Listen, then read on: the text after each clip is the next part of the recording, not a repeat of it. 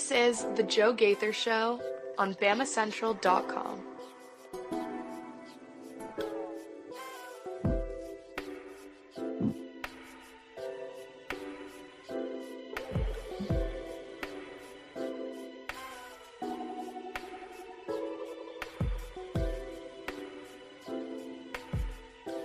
Good afternoon, Tuscaloosa, Internet world, West Alabama. How we doing today? This is the Joe Gaither Show on Bama Central and BamaCentral.com. I am Joe Gaither. You are the listener, the viewer, watching us all on Bama Central's YouTube channel, checking us out right there, or on my own social media machines at Joe Gaither6. We really, really appreciate everybody who is subscribed to us or following us on your favorite social media platform, or perhaps you are listening to this on your car, in your AirPods, on your favorite podcast platform, Spotify, Apple Podcasts, or on Amazon. You can find the Joe Gaither Show on Bama Central, doing it 5 days a week, talking all things Alabama athletics, but we are knee-deep in the Alabama football season. Yes, it is a bye week. It's a Football Friday bye week. No Alabama game tomorrow. What are you going to do? What are you going to do with your time tomorrow? Are you going to reintroduce yourself to your wife and kids? Are you going to try to catch up on your honey-do list? Maybe play a little bit of golf? What will you do on your bye week? I know the weather really in Alabama hasn't turned badly, so you can still get out and play some golf or do some outdoor activities, go on a hike, maybe find a pumpkin patch for the family to enjoy. It's going to be a lot of fun this weekend. I hope you guys enjoy it. Your last bye weekend before everything goes downhill. We're going to have a lot of fun today, hanging out with our friend Mason Woods. You follow Mason Woods at MAWoods_ on the Twitter machine. He's covering all things recruiting for really the entire Walsh Writing Network. Bama Central, Mizzou Central, Miami Hurricanes on SI. We're doing it all. Boston College on SI. He is recruiting guru. Mason, you put out a bunch of recruiting rundowns today. Have you survived? Are you awake? How long did it take you this week to put all the recruiting rundowns together this week? Yeah, I talked to you a little bit about it earlier this week. It was a lot of compiling a lot of Twitter posts together, because a big part of it is just kind of trying to figure out what these 17, 18-year-old kids are doing, where they're visiting, where they're committed to, where they're getting offers from. So, it took me a bit to get everything sorted out, but once I did, everything went live this morning at 6 a.m. as usual. I had me a bit of a late night, but that's not abnormal. So everything went smoothly. So you're 2 weeks in now with us full-time at Bama Central and with the Walsh Writing Network. You spent a lot of time in retail. If you guys need anything in Home Depot, you probably asked Mason in Tuscaloosa. Yeah. Let me just ask you, how's it going? Back into the media world? What's the feel 2 weeks in? You liking the schedule? You liking the adjustment? If you don't like it, you can say so. No. Chris doesn't watch. I'm loving it. I previously was forced to wake up at like 4 a.m. to get to work. I worked 5 a.m. to 1:30 in the afternoon. So it's been really nice to be able to just stay up basically as late as I want and just knock things out, work on these recruiting rundowns, because I like to work at night a lot. So it kind of gives me opportunity to, during the day, just be focused on anything that's breaking. And then at night, after my wife goes to bed, after Melissa goes off to bed, I just kind of sit at the computer, throw on a YouTube video, throw on a little music playlist or something, and then just kind of start piddling away, compiling stuff. It works out really well. I have quite enjoyed my new schedule. Well, we're glad to have you. I think you have added to the show tremendously. This is now oh my gosh, we did 6 episodes last week. This will be 5. So 11 episodes in a row. Oh my gosh. Mason Woods keeping me accountable every weekday now on Bama Central, and we really, really appreciate him being a part of the show. Follow him at MAWoods_. If you got recruiting tidbits or information, you can hit him up at MAWoods_ on the Twitter machine as well. But we're going to look back. The bye week's always a great chance to look back. We're going to look back at the conversation that I held by myself in the summertime. And, sometimes when the shows are by myself, people listen the whole way through, and sometimes they turn it off in 30 seconds. That's okay. That's their prerogative. But in the summertime, oh my gosh, I should have caught the date on this one, because we just looked at the I think it was back in May. I want to say it was 17th. It was after spring practice. It was after the portal had closed. So yeah, right after. I basically went out and ranked, here's the top 10 football players on the Alabama Crimson Tide that will be on the Alabama Crimson Tide. And I thought, okay, with a bye week, it's time to look and see how well I did. predicting those. And most of these answers I'm pretty pleased with. A couple of them haven't quite lived up to the expectations that I set for them, but there's some very glaring omissions. Some very glaring omissions. So we're going to correct our list a little bit as we move into the final month of the season. Before we do, though, we want to tell you about our friends, Derek Daniel and State Farm. You can call Derek at 205-758-3391 for all of your home, life, and auto insurance needs. We're live here in the Derek Daniel State Farm Studios, just off of McFarland Boulevard, past the Tiger Rock on the left. You can call all of his employees. Red, Reese, and Victoria. I saw Victoria. She was in the parking lot chatting with a client earlier today as we were pulling in. So they are giving you great service. Red, Reese, and Victoria will help you out, and Derek will as well. Call 205-758-3391. Call and see how much Derek can save you today. All right, Mason, let's think about this list here. I pulled it up on the fly because it's bye week. Everything's kind of like, what are we going to do? How are we going to make this entertaining for the people? And you guys can feel free to comment, leave a comment, question, query, or complaint at Joe Gaither 6 if you think we've got any of these wrong. You want to start? Should I start by just reading the list that I had? Yeah, I think that'd be a good spot. All right. We're going to go back to the list that we had late May, early June, and we'll see how we did. We went from 10 to 1. Our 10 best football players, our predictions. Number 10, we predicted Damani Jackson. Number 9, linebacker Jihad Campbell. Number 8, running back Justice Haynes. Number 7, wide receiver Jeremy Bernard. Number 6, offensive guard Jaden Roberts. Number 5, Robbie Oots. Tight end, Mr. Everything, H-back. Number Football 4, player. Exactly. You're seeing the point. Number 4, defensive lineman, nose tackle Tim Keenan. I had number 3, Jalen Milroe. I had number 2, Deontay Lawson, and I had number 1, Tyler Booker, Mr. Standard himself. Love some Tyler Booker. I feel pretty good about that list. I'll just throw that to you just to say, how do you receive that 8 weeks into the season? I said these would be the 10 best football players. What stands out to you with that from the summer after 8 games? I think the biggest thing that stands out is maybe just a couple omissions of some players who have really made a name for themselves this year on this team. I don't really necessarily have an issue with the players that are in that top 10. I think all of those players are great players. I think a few of them maybe, would be bumped out by some of these names that we're going to mention here in a minute. But especially considering it was made over the summer, I think that's a pretty reasonable list of the players that, we expected to be the best on this team. I feel, like I said, I'm not ashamed of this list, but as we went through, I thought, ooh, you had some misses, and some guys are on this.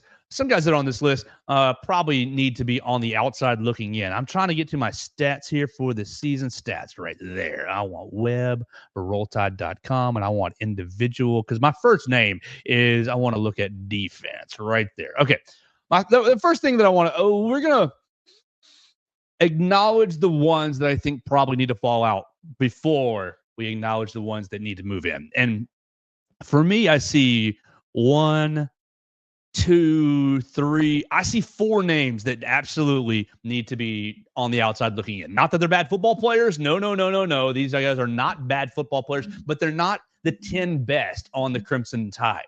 That's a really good 10 to be. Exactly. It's not a bad thing to not be the 10 best players on Alabama. Exactly. If you're in the 10 best, you are in the upper echelon of college football, right? How many Alabama players ended up in the top 100 of that EA Sports list? Like 8 or something. So like you're doing something. If you're if you're one of the 10 best Alabama players in Tuscaloosa, the first name and I hate to say this because I really liked him. Deontay Lawson, I feel like it's a miss, especially at number 2. Yeah, maybe, it's a little rich maybe for what he's done this season. I think while he is still a very solid player, he's still probably going to go to the NFL and get drafted by somebody. He might not be a first-round pick, but he's going to be one of those, probably day 2 guys, day 3 guys maybe. I think he's a great player, but I think, like you said, just kind of considering what some other people have done on this team in the same spot as him even, like, I just think you got to bump him out some. Okay, and I agree. Like that's the feel. When we watch the games, I'm feeling like this is happening. I'm feeling like that is happening. I feel like fans often get trapped into they're not running the football, and then they look at the stats and it's 30 rushes or something like that, or this guy's not making any plays and he looks at the stats and it's got 10 tackles. A lot of times what we feel is happening in the games is not actually what's happening in the games. You got to really go back and study them. And so, yeah, through 8 games, I think, Deontay Lawson, maybe not one of the 10 best football players on this team. And then you pull up the stat sheet, 8 games played, just like everybody else, hasn't missed a single game, 66 total tackles, tied for the team lead with his guy Jihad Campbell. He's got 31 solo tackles, second behind Jihad Campbell, 5 tackles for loss, 2 sacks, 3 pass breakups, 1 forced fumble. So he's sitting right there, second on the entire defensive stat sheet. But I just have felt like there's something to be desired in his game. I'm watching him this year. You're watching Alabama fit the run throughout the entire year, and that's been a massive complaint of mine. I think Jihad Campbell is a great athlete. Excuse me, Deontay Lawson. I think Deontay Lawson is a great athlete, but I worry that he's been guessing too much, jumping gaps too much, trying to, maybe avoid some physicality, and just maybe use elusiveness, use some quickness to get around blockers, and that has. From my amateur eye, left a lot of gaps behind him, a lot of gaps, a lot of run lanes. You saw that in the Vanderbilt game several different times. You saw it a little bit with Dylan Sampson. I just feel like he's got a lot more room to grow. Yes, the tackles are really high. You're up there on the stat sheet. I wonder if that's just a product of being the inside linebacker at Alabama. That's exactly where I was kind of wanting to go. I think, I think that position especially is one that, kind of regardless of whether you're like an elite talent at that inside linebacker spot, a lot of plays are coming your way and you're going to fill up the stat sheet. It's just kind of is what it is. So I think you really have to go off of what you see on the field, rather than what the stat sheet shows, because it can be a little misleading with certain positions, and inside linebacker is one of them, where it's just you're just involved so much that you're going to get stats. It's not, whether or not you're actually going out and making plays. It's just the plays kind of come to you. So I mean, I like Lawson. I think he's in that 10 to 15 range. Yeah. Yeah, for sure. Definitely. Maybe 12, 13, 14. Yeah. I feel really embarrassed that I named him number 2. I feel like, okay, you probably should have put him at 7, 8, 9 in the preseason. And that was a miss on my end. The next guy I think might fall out is not number 3, Jalen Milroe, not number 4, Tim Keenan, not number 5, Robbie Utes. And again, this makes me sick because I think it's more health than anything. Mm-hmm. It's number 6, Jaden Roberts. Jaden Roberts has been, when he moved into the offensive guard position last year, just a mauler, a road grader, just somebody I didn't want to have any dealings with on the other side. He would hurt you. And so you came into this year thinking Alabama's going to have an interior offensive line of Booker, Brailsford, and Roberts, really, really mauling teams and road grading teams. Jaden Roberts breaks a hand a couple of weeks before the season, or has surgery. I don't know if it was a broken hand. Correct me there, but has surgery on his hand. And then I'm not sure what else he's dealing with. Chris Kapilovic has said he's dealing with injuries that you guys don't even know about, and they won't really reveal that. But every single game, Gino Vandermark comes in for a series or 3. And I don't think that's hey, we just feel bad for you, Gino. We just want to get you some snaps. I'm perceiving that as, Jaden needs a break. Jaden needs a little rest. He's a little hurting. The pain tolerance is flaring up a little bit. And while I think he's been a good player while he's played, I don't think you can be a top 10 player on the team if you're being rotated in and out. It's quite simple. Yeah. It's as simple as that. I agree. I think, had he been fully healthy, he's still on this list, but just due to the fact that he hasn't been able to stay on the field for every drive, every offensive drive, you have to knock him out, because other players have done that. Other players have performed and, produced on every offensive drive. So you just have to bump him out. I think, it's just kind of one of those unfortunate things. I like you said, he's played really well when he's been on the field. I think at times maybe you've seen a little bit of some injury, kind of, maybe him some things lingering a little bit, but it's not typical to rotate your offensive line like that. So it's obvious that it's, giving him a spell, from whether it's him being tired or just hurt or whatever. It's not just, yeah, we're going to get Geno some reps. And Geno's been fine, Yeah, but he's it's just like I just think That's that just not the way you typically do things on the offensive Right. line. You know, you have your 5 and they play. if you're a top 10 football player, you're on the field and you ain't coming off. Yeah. And so I just got to drop him for that, just for a health issue. And I hate that because like that's really out of his control. Mhm. His actual play Yeah. has been pretty strong.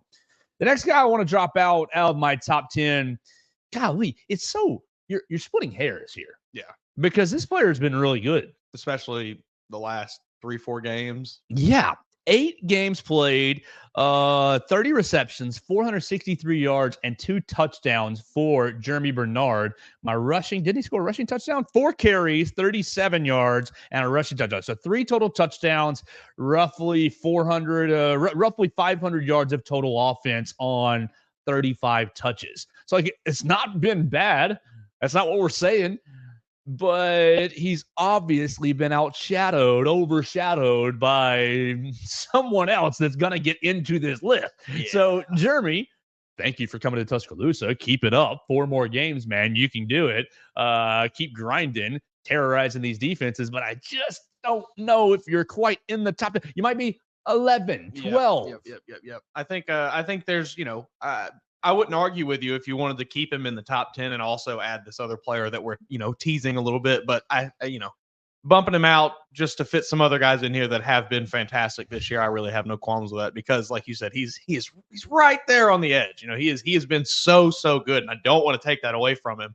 I especially have loved what Jeremy Bernard has done this year. I was very excited about what he could do and he's, it really turned it on the last couple of weeks. I just think, unfortunately, somebody else has been that much better.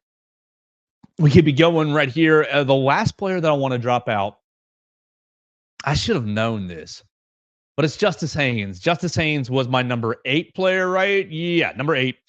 And Justice Haynes, again, been good, but it's just a lack of opportunity and a player playing better than him at the same position. You got Jam Miller with 74 touches.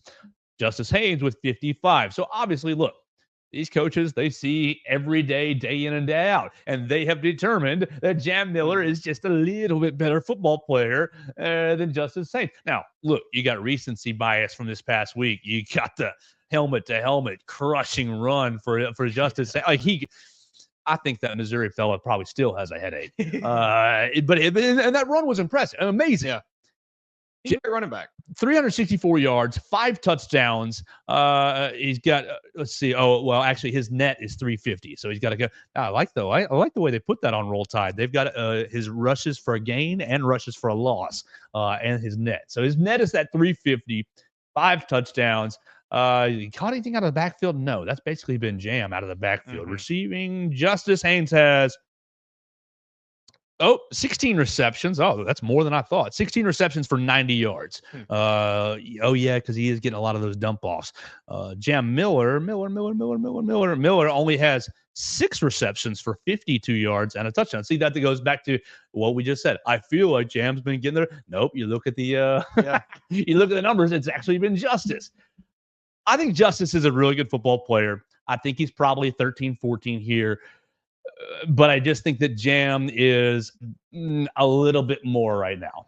Yeah, I think he's I think, given what we just looked at, I think maybe Jam is just a bit more of kind of a pure running back, not necessarily the guy that can get out of the backfield and catch some things. And maybe that's why Justice has been used in maybe those situations a little more kind of, not as consistent use, just getting the ball handed off to him. Maybe they use him and, they want to use him in these situations to get him out in the open field a little bit. So I think that could probably account for why Jam has gotten the ball potentially.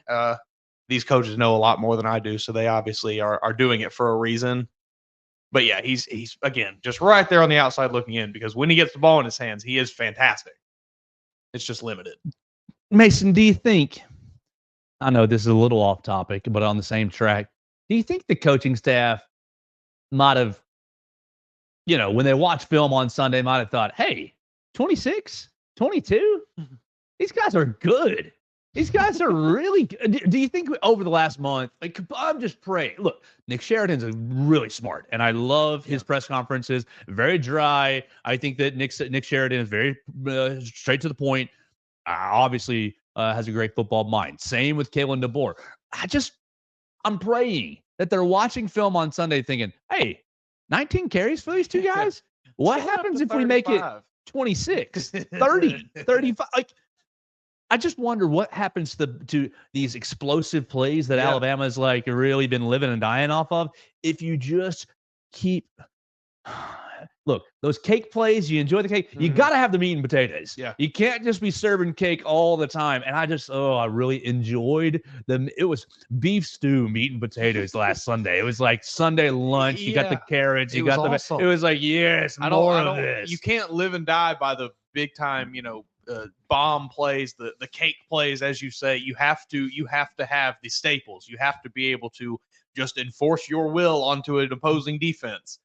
And getting Justice and Jam going does exactly that, because no matter what, both of those guys are going to enforce their will onto a defense. So I hope that they are sitting there on the bye week. Everybody's in the office watching last week's game film, and somebody stands up and says, "Hey, why aren't we doing this more?" Please. Just like my big thing is they run a play on first down and it's a 2-yard gain and it's 2nd and 8. And I feel my perception is 2nd and 8. Oh, we got to pass the ball. No. Go get 4 yards. 4 more yards, 3 more yards, and give me 3rd and 5. Give me 3rd and 5, and we're set up at 3rd. And like you can call anything in the world that you want at 3rd and 5. And so that's my thing. Is like I think that the first down runs are scaring them off.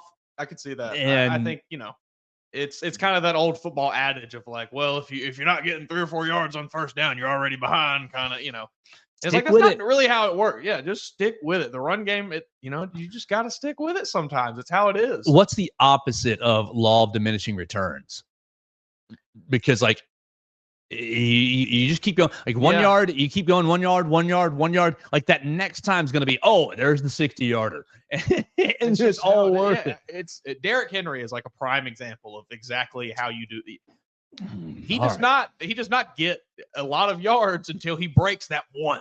He'll have like 15 carries for 32 yards or something, but then he breaks a 70-yarder on the 16th carry, and it's like, all right, we're good. Derrick Henry had a heck of a game. You just have to get these guys going. So I'm hopeful that this past week will influence the coaching staff just a little bit more. Look, Jalen is amazing. But I was telling another reporter as we were driving away, what was it? Monday, Tuesday this past week? I'm saying, look, Jalen is amazing. He's an incredible player. He's a top 2 or 3 athlete in college football this year, and he is. We've talked about it before, an unquantifiable factor on an offense. But because he is an unquantifiable factor, you have to adjust your defense. You have to call all your defense around. We got to hem him in. We got to prevent quarterback run. It changes things. So if I am an offensive coordinator and I realize I have an alien at quarterback and an alien at wide receiver as a freshman, but I have 2 or 3 just bulls, hammers in the backfield, does it not make correct me, Mason? At 12 years old, when I'm playing Madden, I'm throwing the football to the best player. I'm throwing it to Calvin Johnson, and I'm running around with Mike Vick all the time. Like literally, my game plan in Madden 06 with Mike Vick is snap the ball, drop back 100 yards, and run as far as you can. Right? But that's not football. That's not real football. What would be more effective, I feel like, is if you are lowering these teams. I got to stop Jam 100 times and Justice 100 times. And by the time you're sick of tackling Jam and Justice, oh my gosh, your 2 aliens can do what they do and really break a team. I wonder if the approach needs to be flipped. Instead of, look, Jalen is a great player. He's an amazing athlete, an amazing offensive player, an amazing weapon. I wonder if you've used him less, if he would be more effective, because you are seeing, look, Alabama all year long has struggled with quarterback run. Mm-hmm. And why? Because they've been handing it off, and then boom, Nico Iamaleava pulls it for a first down on 3rd and 6, right? You're handing it off, Diego Pavia pulls it, and finally, like, they're using it mixing it in. It's Yeah. not the staple. It's not the factor. And I just wonder if you got the wrong approach. Now, again, the next game that I coach will be my first. But I just wonder if you just flipped it a little bit, if you would be much more effective with the two aliens that you have, using them a little less and using them a little more selectively. Yeah, I think this is just something that it's kind of like just a like a staple of football almost. You run the ball to set up the pass. I think you could get less targets to Ryan Williams, but a lot more efficient targets to Ryan Williams or to Jeremy Bernard or to whoever, Kendrick Law, whoever you want to get the ball to.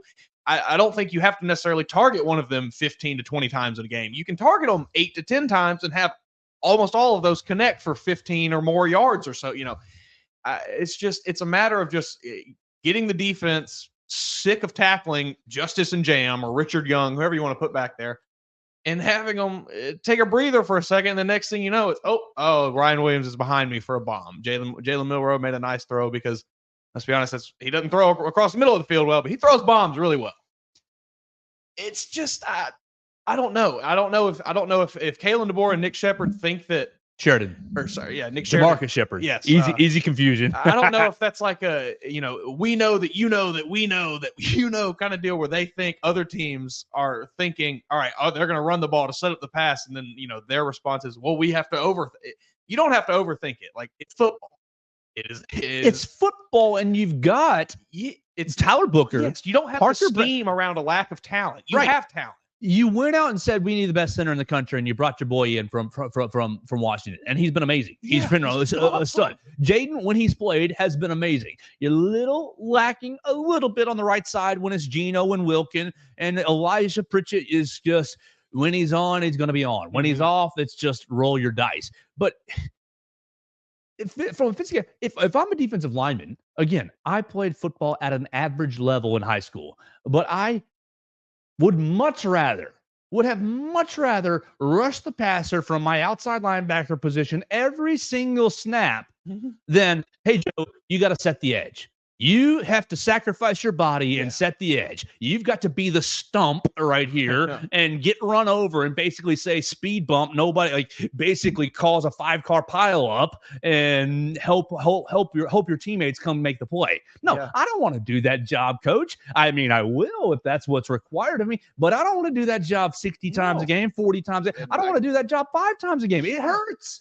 And that's at a high school level from an average player. You just accelerate that to the college level. Imagine you've got Caden Proctor pulling off the edge. You've got just smashing you 45 times a game. You are going to get sick of that, and you're going to lay down after about the 35th time or so. And then that one time that you lay down, there goes Justice Haynes for 45 yards and a touchdown. And your pass rush, you've had it's been much better pass protection this year than last year, much better. But you still have a little bit to be desired, just a little. Everything just flips if you embrace the physicality to a degree. Now, I mean, you don't want to end up going the Navy, the Vanderbilt route. I would hate it. I mean, you got to keep mixing in the pass. Welcome into the pain chamber. Exactly. You're Alabama. You've got talent. You've got size. You've got one of the nicest weight rooms in the country. Do you believe in David Ballou? I believe in David Ballou. He seems like a smart guy. He seems like I think he stayed on the staff for a reason. He seems like a muscle, like literally one muscle, one massive muscle. I just hope. You think? And I think you mentioned this a couple shows ago. Do you think that it's a holdover from his time at Washington, where he's just used to not having this plethora of talent at every position? Well, didn't the Washington running back go in the NFL draft last year? Washington had some very good players. What was his name? I know they had, Roma Dunze, Jalen Polk drafted, Michael Penix obviously got drafted off that team. But I can't remember the running back. He's drawing a blank on his name. Right. But yeah, no, they had good players. But it was different than it is at Alabama. So I wonder if he got used to having to create schemes in order to hide deficiencies on his team because he maybe had a lack of talent at certain positions. And now he gets to Alabama and he wants to continue using the same scheme that he's used. But in reality, you kind of need to switch it up because now you have that talent that you previously did not have at those positions. You have a you have an offensive line full of 5-star athletes, full of probably the best interior offensive line in the country when it's healthy. 2 very solid tackles who have been great this year. You've got 2 tight ends between Robbie Oots and CJ Dupree who have been excellent this year. You've got a stable of wide receivers who any other team in the country would be happy to have any of them.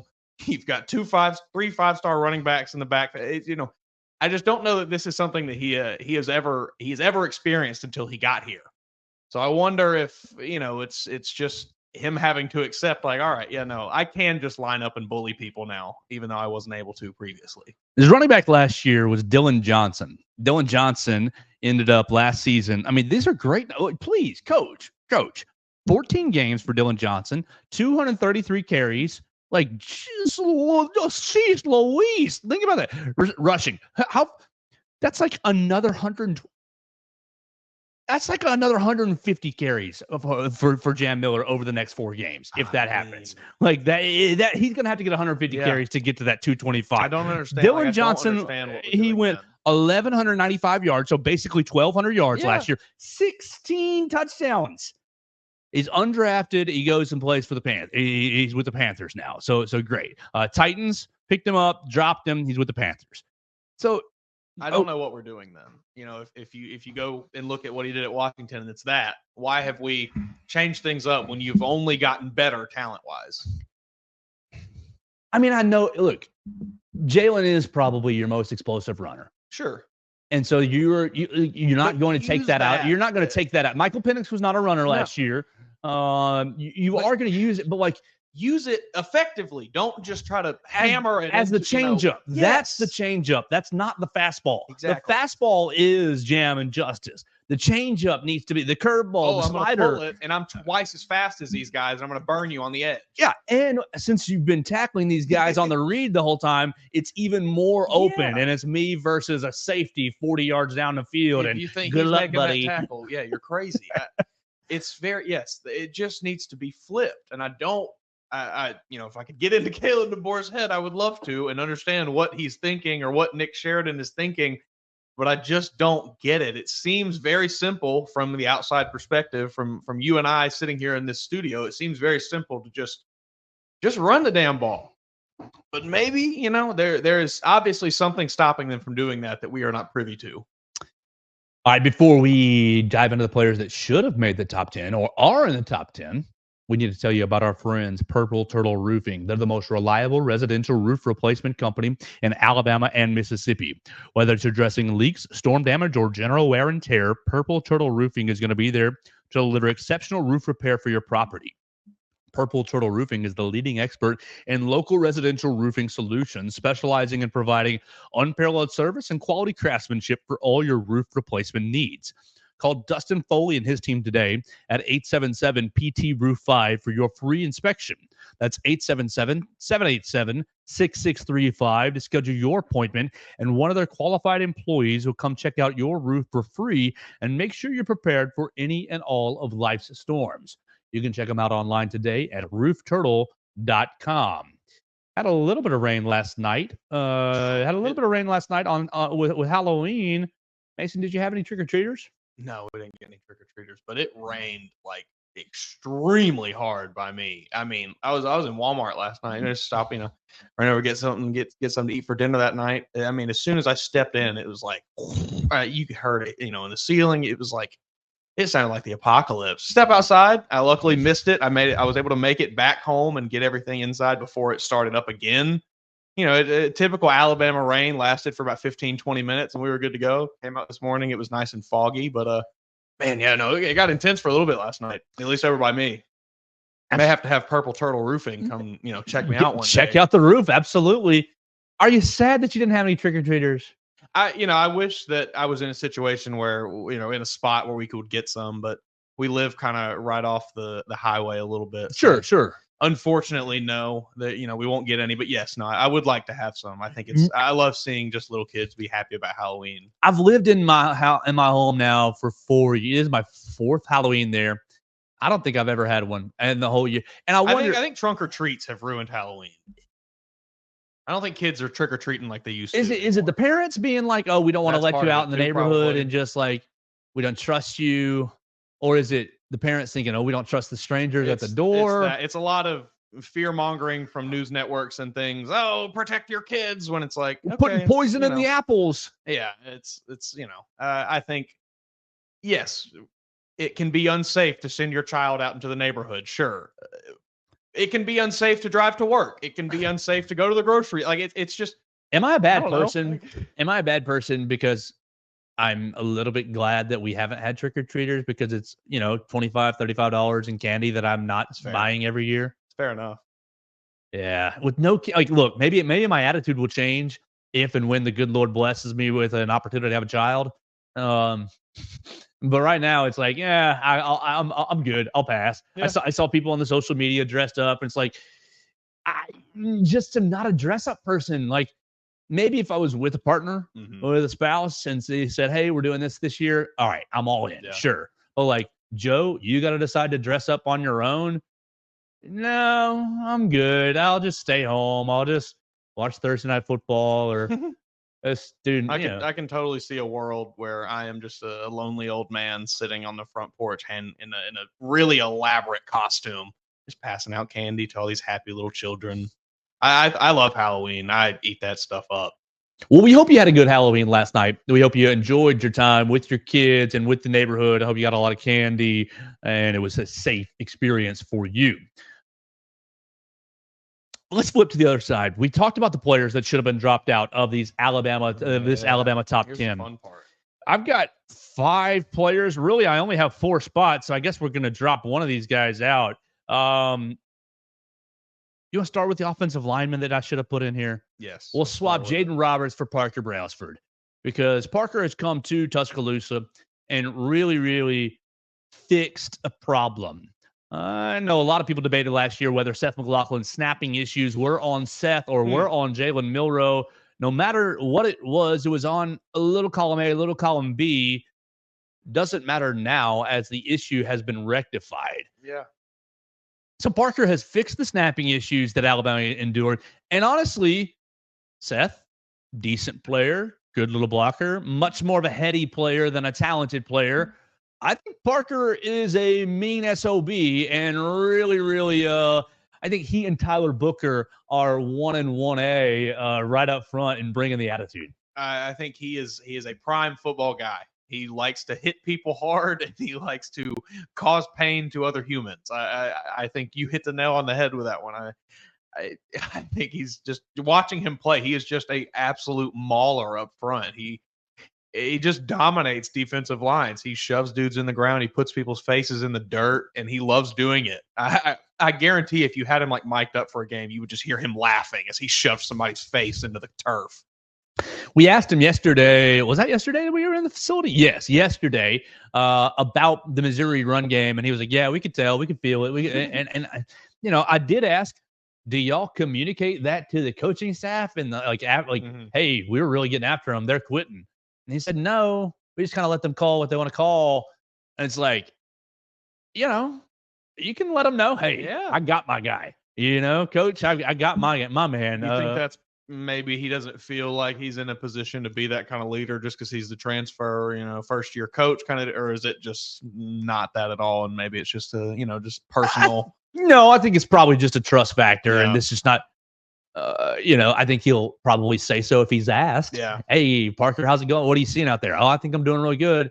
I think he'll probably get into it when he's asked. But I think that either that was a player speak answer to us. No, we don't talk about that. We just trust the coaches. I think that's one thing that this team has done really, really well. You've had a lot of people talking all year long, but only a couple of stray comments. Pretty much the whole year, it's been pretty tight, considering how many people are talking. And so I wonder if that was a little bit of no, this is my answer to just. This is what I've been told to say. A little, yeah. I don't want to embarrass any coach. I don't want to say we're in charge of any play calling or anything like that. But I hope that's fair. I hope that they do communicate that on the sidelines. I would hope so too. Next guy that I think should be in and really, really high on the list. Why did I not put Malachi Moore in my top 10? Was it just contrarianism? I think it probably was. Maybe. I knew he was a captain. I already had a couple captains in Tyler Booker and Jalen Milroe. Why did you not put Malachi Moore? I mean, look, go back to my stat sheet here. I know we said stats are sometimes misleading. I mean, we talked about it yesterday. What was it? 4 turnovers in the last 3 games? 4 turnovers in the last 3 games. He's got 46 total tackles. He has 2 interceptions, 5 pass breakups, 2 quarterback hurries, 1 fumble recovery, and 2 forced fumbles. You talk about a guy that is just a football player. That is a football player. Pretty sure that he's got one of the highest rated PFF grades from the slot corner position as well. So some NFL team will be very, very happy with him. Yes. I mean, you remember he and Brian Branch came in at the same time. And Brian Branch obviously doing well with Detroit. Awesome. But somebody's going to be looking at him and say, "Oh, we need another Brian Branch." Yep. And they're going to get one. I should have put Malachi in my top 5. Yeah, I think if I was remaking this list, he's probably in my top 3. And he's not 3. Not 3, 2 or 1. Yeah. Next guy. Okay, these 2 guys, we'll combine them because they both dealt with injuries, and I don't really know how to fit them in here. But Keon Sabb and Quay Russaw have both been really effective this year. Keon, obviously, with the first game, getting an interception, and he's been all over the field. Got the Dylan Bell. He was ran over in that Georgia game on that Dylan Bell touchdown run or touchdown catch. But really, really good player. Yeah, I mean, he's like glue out there when he was healthy. You know, it's unfortunate the foot injury now that is going to keep him sidelined for a while. But when he was healthy, he was awesome. And the same with Quay Russaw. Quay is getting back, but missed a game or 2 and just a little bit of dinged up. I think Quay is on the outside of looking into this list, but he might be poised to, hey, if I finish this month 4 sacks in 4 games, if I finish this month a turnover or 2, you strip sack Garrett Nussmeier, you knock Peyton Thorne out of a game, you send Jackson Arnold out. I think he's got a lot of potential. So I don't know if I'm going to squeeze him in, but probably right around that 11 mark. Yeah, I think I agree with that. I think he's been awesome this year, and he's kind of one of those where we've been waiting for him to really unlock it, and it seems like, maybe it's kind of coming. It feels like the last few games, it feels like, it's almost here, and maybe we get that over this last stretch of the season. Last guy's obvious, and you said you might have him number 1, 17 years old? Number 1. I mean, if we're talking purely football talent, Ryan Williams is number 1. He would go to the NFL right now, and he would be very, very solid. I think he's small. 35. DeVonta Smith is small. I think a lot of teams would be extremely excited to draft Ryan Williams this year if they could. 35 receptions, 702 yards, and 7 touchdowns. Obviously, unreal. Massive touchdown against Georgia, big touchdown against Vanderbilt to keep you in the game. Scored in every game except for the Tennessee game, right? So. No, he scored in the Tennessee game. Didn't score in the South Carolina game. That's what it was. I mean, just absurd. Yeah, he's ridiculous. And it's the stats are awesome. The stats are eye-popping, mind-boggling for a 17-year-old, mind you. But it's when you watch him play, it's the things that he is able to do with his body. He moves like a gymnast out there. It's landing on one foot, doing a pirouette, spinning away from 2 defenders, juking out a third, running for a touchdown. He's just insane. There are so few players that I have seen in my own life that can contort their body and catch balls in the way that he is able to. And he is just so special. And like I said, there's a lot of NFL teams, probably 32 of them, that would be lining up to draft him if they had the opportunity to this year. Okay. So let's reshuffle just a little bit. We got Malachi in here. We've got Ryan Williams in here. I'm not throwing Keon or Quay Russaw. I've got How many did I've messed up my list a little bit. 1, 2, 3, 4, 5, 6, 7, 8. All right, perfect. Yeah. All right, so we got to find our slots here. Ryan, I've already got you slotted. I got to find a slot for Parker. Parker, we're going to make you 7. Yeah, that sounds about right. All right, so I've got 1, Tyler Booker, 2, Malachi Moore, 3, Jalen Milroe, 4, Tim Keenan, 5, Ryan Williams, 6, Robbie Oots, 7, Parker Brailsford.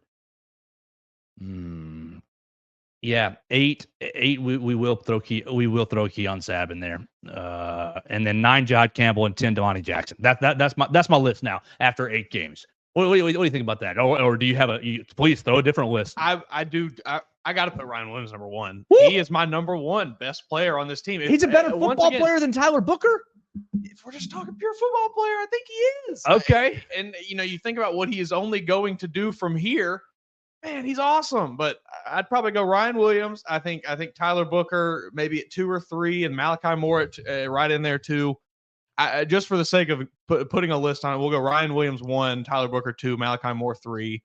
I think I agreed with you right in here with Tim Keenan, Jihad Campbell, Jalen Milroe in that 4, 5, 6 range. I think Damani Jackson's a little higher. I have him at 7. I think he's been excellent this year. So underrated. Yeah, I think, quietly just a fantastic player. I got to throw Robbie Oots in there at 8. I think that's another guy who some NFL team will probably be extremely happy to draft in the 4th or 5th round, and they're going to get an absolute dog. Chicago, please. And then I'll go Parker Brailsford at 9, and that feels a little low, but I got to get him in there, and I have a hard time putting him over any of these other names. And 10, Keon Sabb. I think I have such a hard time. And I know we took other players out because of injury, but he was just so good. I really have a hard time not putting him in this list.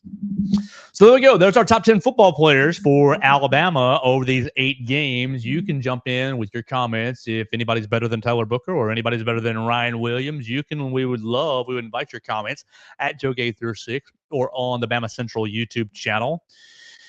You want to finish up with some college football? It is Football Friday, by the way. It is. All Football right. Friday. We've got a weak slate this weekend, especially in the SEC. I mean, really nationally, there's a pretty weak slate. I think the only really notable game is that Ohio State-Penn State game, and I don't care to talk about the Big Ten a whole lot. Awful. This is an SEC-focused show. Awful slate this week. So we remind you that we've been recording in the Derek Daniel State Farm Studios. You can call him at 205-758-3391 for all of your home, life, auto insurance needs, renter's insurance, umbrella policies, every insurance need under the sun. You can call Derek Daniel right here at State Farm in Northport. 205-758-3391. Call and see how much Derek can save you today. Yeah, usually at this point, we pick games, but it's a gross slate. Ohio State, Penn State nationally, Duke, Miami, who cares? Florida, Georgia, who cares? Oregon, Michigan might have been good at one point. Who cares? Goodness gracious, this is ugly. You continue, Kentucky, Tennessee, Pittsburgh, SMU. Just a disgusting slate. You get to see Eli Holstein in action. Yeah. He's been awesome this year, by the way, for Pitt. Do you miss him? No, I mean, but he's been awesome, and I'm happy for him that he's done as well as he has.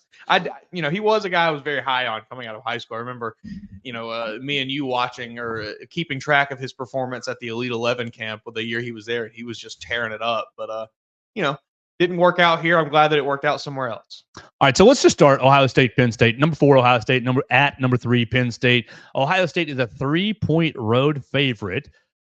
Presidential candidate and former President Donald Trump has said that he will not be at this game. There was initial, that he was, I guess, Pennsylvania, big old battleground state, but he's not going to be there. So that hoopla has been removed. That maybe happened this week, changed his mind there. Maybe he doesn't want to go out in the public and discuss some other things. I kind of like Penn State here. I don't know. Maybe I'm crazy. I know that home underdog. Yes. Yeah. I mean, I know I know that James Franklin is notorious for not being able to win the big game, but I kind of like, Ohio State feels a little vulnerable. I think they've kind of. I have no trust. Like Will Howard is nothing to me. That's kind of exactly how I feel. They've got very mediocre at best quarterback play, and it's been just enough to keep them at this record that they have. But I kind of like Penn State here. You're going to spend $20 million on your roster. You're going to go $13 million in the transfer portal, 3 of which went to Caleb Downs.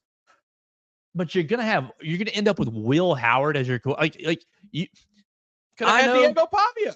Yeah, I know Cam Ward probably never even considered Ohio State. It was obviously the sunshine, the sunshine of Florida State, Miami, and I think Auburn was in on that a little bit. But you tell me you couldn't make a competitive offer. Will Howard, I don't have any faith in him. So yeah, no. for that to have been the quarterback that they picked out of the transfer portal, if they handpicked and selected as like, this is our guy, I don't have a lot of faith in Ohio State. I think I like Penn State this weekend. Oh, my goodness. I'm looking at these Penn State scores, though. 28-13 at Wisconsin, 33-30 at USC in overtime, 27-11 versus UCLA, 21-7 against Illinois, and then 56-0 against Kent State. Obviously they Ohio State lost to Oregon, and they almost lost to Nebraska. Really, yeah, all the smart. I think the experts are probably going to pick Ohio State, but this does feel like a Penn State upset. I feel like this is I imagine the whiteout's going to be going. If I had to guess, this just feels like a big Penn State win that by the end of the season won't really mean anything because they'll probably lose to Indiana. Do we care about any of these other national games? Pittsburgh and SMU, 7:00 ACC network. SMU 7-point favorite. It'd be fun to watch. Maybe you get to see Eli Holstein slinging around. I guess we got to pull for SMU because we need to start getting some of these teams with some losses here. Yeah, that's a fair point. You can't have any of these teams steal a bid. Really. Yeah.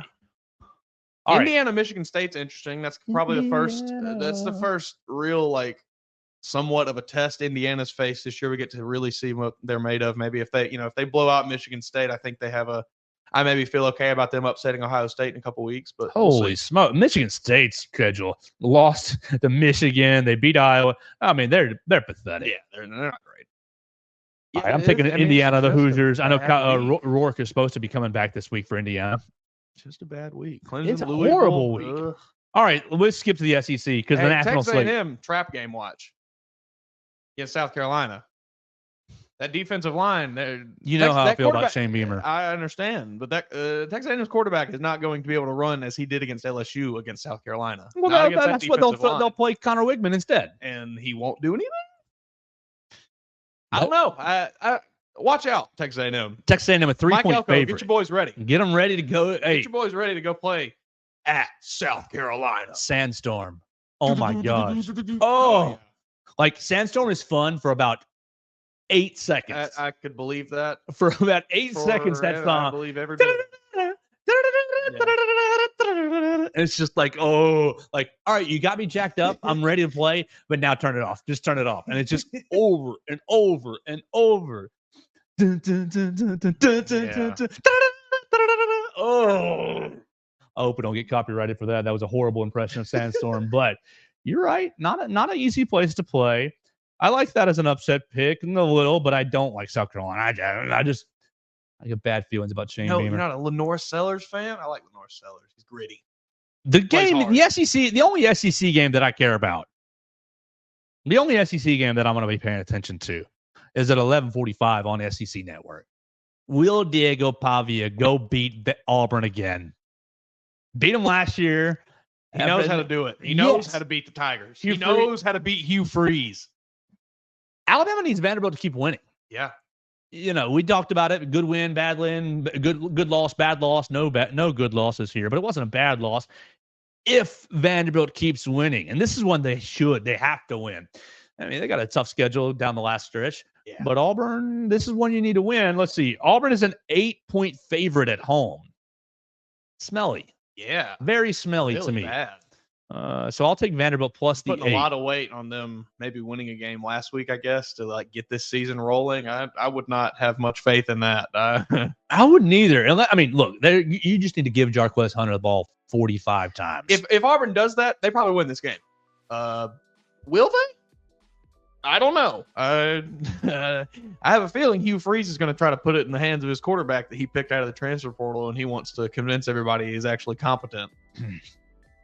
Really, really ugly slate the rest of the week in the SEC. Kentucky at Tennessee. Tennessee a 17.5-point favorite. UMass is at Mississippi State. State, if you are an 18-point favorite against Mississippi State, you're a bad football team. Florida is at Georgia. They're in Jacksonville. World's largest outdoor cocktail party. Georgia, 14.5-point favorites. I'm hammering Georgia.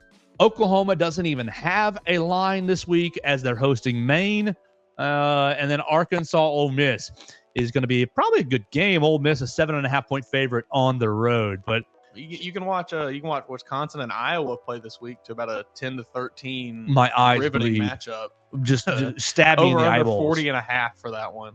Stab me in the eyeballs, please. Sounds like a rough watch. Yeah, it's a bad weekend. This is your pumpkin patch weekend. Are you taking Melissa out to the pumpkin patch? We'll see, maybe. You might have to make a move right there. So we leave you with this, and we leave you right here. We'll be back next week. We will start diving into LSU. We want to encourage you guys to listen to the All Things Bama podcast. We are about to record. We recorded earlier in the week. We didn't like it. The sound wasn't right. We're going to record again today for our first episode. We're going to talk about Alabama basketball scrimmage against Memphis, and we're going to talk about game number 1 against UNC Asheville on Monday. Coach Nate Oates spent 30 minutes at the podium yesterday. 30 minutes yesterday. I had to use the bathroom so bad. About 15 minutes in, I'm like, all right, he's about done. It'll be good. It'll be no problem. And then just kept going, and I'm squirming. So we'll talk about Nate Oates on the first episode of All Things Bama podcast, and we'll be back next week to get you fired up for Alabama at LSU right here on the Joe Gaither Show on Bama Central and BamaCentral.com.